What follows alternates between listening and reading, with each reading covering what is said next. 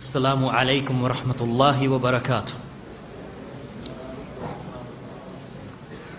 إن الحمد لله نحمده ونستعينه ونستغفره ونعوذ بالله من شرور أنفسنا ومن سيئات أعمالنا. من يهده الله فلا مضل له ومن يضلل فلا هادي له. وأشهد أن لا إله إلا الله وحده لا شريك له وأشهد أن محمدا عبده ورسوله. أما بعد، فإن أصدق الحديث كتاب الله، وخير الهدي هدي محمد صلى الله عليه وعلى آله وصحبه وسلم. وشر الأمور محدثاتها، وكل محدثة بدعة، وكل بدعة ضلالة، وكل ضلالة في النار. أما بعد. After praising Allah subhanahu wa ta'ala, seeking His aid, His assistance and His forgiveness, then we seek refuge with Allah from the evils of our souls and from the evils of our actions. As Muslims, we believe that whomsoever Allah guides, there is none to misguide. And whomsoever Allah, the Mighty and Majestic, misguides due to a disease or a perversion in the hearts, there is none to guide. I bear witness that there is nothing which has the right to be worshipped except Allah alone without any partners. And I bear witness that Muhammad bin Abdullah alayhi salatu wassalam is His slave and His final messenger. As Muslims, we believe that whomsoever Allah guides, there is none to misguide. And whomsoever Allah, the Mighty and Majestic, misguides due to a disease or a perversion in the hearts, there is none to guide. I bear witness that there is nothing which has the right to be worshipped except Allah alone without any partners. And I bear witness that Muhammad bin Abdullah alayhi salatu wassalam is His slave and His final messenger. The best speech is the speech of Allah, the best of guidance and examples, the guidance and example of the Messenger Muhammad sallallahu alayhi wasallam. The worst of all affairs are the newly invented matters. Every newly invented matter is an accursed innovation. Every accursed innovation, misguidance, and every misguidance with its adherent leads to the hellfire. Then, first and foremost, welcoming our brothers and sisters to this series of seminars in clarification and explanation, and reminding you likewise a reminder of the sunnah of Allah's Messenger sallallahu alayhi wasallam, and that which the early Salaf or the Sahaba radiallahu anhum, the companions of Allah's Messenger sallallahu alayhi wasallam, were upon. These series of lectures, inshallah, and the intent behind them, at least from my point of view, is that we lay down some of the principles and some of the foundations upon which Allah's Messenger sallallahu alayhi wasallam left his companions upon, and left us therefore upon, up until the hour is established.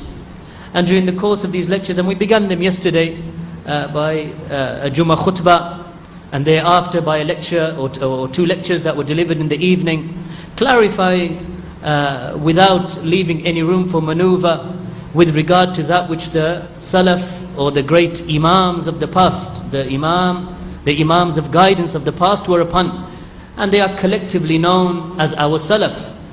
So as the Messenger of Allah sallallahu alayhi wasallam recommended them and mentioned them with goodness when he said, خَيْرُ النَّاسِ قَرْنِي ثُمَّ الَّذِينَ يَلُونَهُمْ ثُمَّ الَّذِينَ يَلُونَهُمْ, that indeed the best of mankind is my generation, then those who come after them, then those who come after them.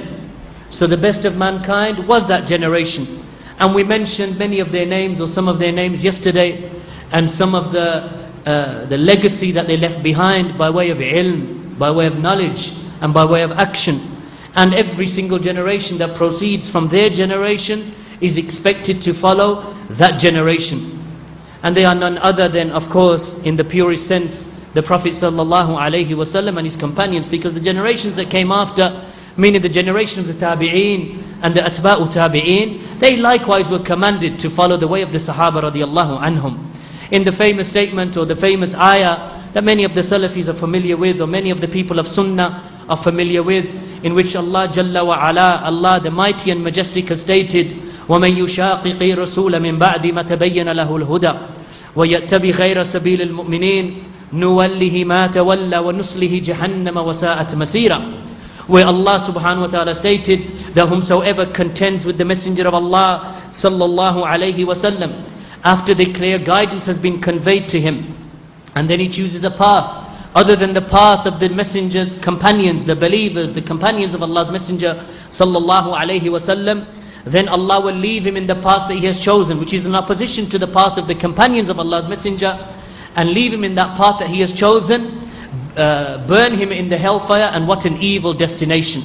For whom, ya ikhwan wa akhawat, my noble brothers and sisters, may Allah bless you, and may Allah reward you with good.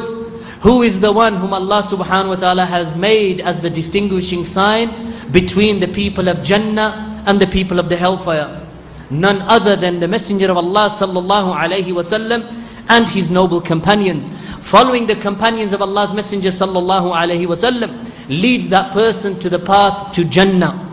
Opposing the companions of Allah's Messenger sallallahu alaihi wasallam, opposing that which they were upon by way of their belief, by way of their methodology, by way of their actions, by way of their behavior, by way of their attributes in terms of their nobility and their excellence, opposing the way of the companions leads to the path of the hellfire, of Jahannam. But as for following the path of the Sahaba, then that is the path that we have been commanded to follow. No doubt the time that we are living in today, in the era that we are living in today, then the Messenger of Allah sallallahu alaihi wasallam said that a time will not come except that the time that comes after it is worse than the time that came before it. So the time that we are living in general, there has not been a worse time for the Muslims, a worse time for mankind than the time that we are living in now in general. As Shaykh Al-Albani rahimahullah ta'ala, the great muhaddith and the mujaddid of this era, the great reviver of the hadith and the scholar of hadith of this era, said that no doubt that in every era and every generation in general things get worse. Because as the hour approaches, as the coming of the Dajjal approaches, as the descent of Isa ibn Maryam approaches, as the coming of the Mahdi approaches, as the appearance of Juj wa Majuj approaches, that as this time approaches, then no doubt, ya ikhwan, that this time, where all of these events that they are approaching, that the time that we are in now is a time that is in general worse than any other era that came before. And worse in a general sense, in the sense that the era that we are living in now and the time that we are living in now, people are far away from the Sunnah in general, more than they've been before in general. That the era that we are living in now, the Muslims are more in turmoil than they've ever been before. The era that we are living in now and the time that we are living in now, the Muslims are more divided than they've ever been before. And the Muslims have enmity towards each other, more enmity than they've had before in general. But however, it is not all, as the Shaykh Al-Albani has mentioned, it is not upon the Muslim to become disheartened and to despair. Rather, the final affair, ya ikhwan, is for Islam and the Muslimin. The final affair is for the Sunnah of Allah's Messenger sallallahu alaihi wasallam. And the final affair is for those who stick to the way of the Sahaba radiallahu anhum. When Isa ibn Maryam descends, then no doubt he will establish the madhab of the Sahaba radiallahu anhum. He will establish the madhab of the Sahaba who were taught by the Messenger of Allah sallallahu alaihi wasallam. He will establish the Sharia of Allah subhanahu wa ta'ala. When Isa ibn Maryam descends, no doubt, when Isa ibn Maryam descends, he will not follow one of the madahib that are apparently out there. He will not be a Shi'i, nor will he be from the Khawarij, nor will he be Sufi, nor will he claim to be Hanafi, nor will he claim to be Shafi'i, nor will he claim to be any of these things, except that he will be upon the Sunnah of Allah's Messenger sallallahu alaihi wasallam. Do you not know, ya ikhwan, of the hadith of the Messenger of Allah sallallahu alaihi wasallam, when Umar ibn al-Khattab radiyallahu anhu, al-Faruq radiyallahu anhu, when he came out of his house and he had with him the Torah, what is commonly referred to today as the Old Testament, with him. And the Messenger of Allah sallallahu alaihi wasallam saw him and he became angered. The Messenger of Allah became angry.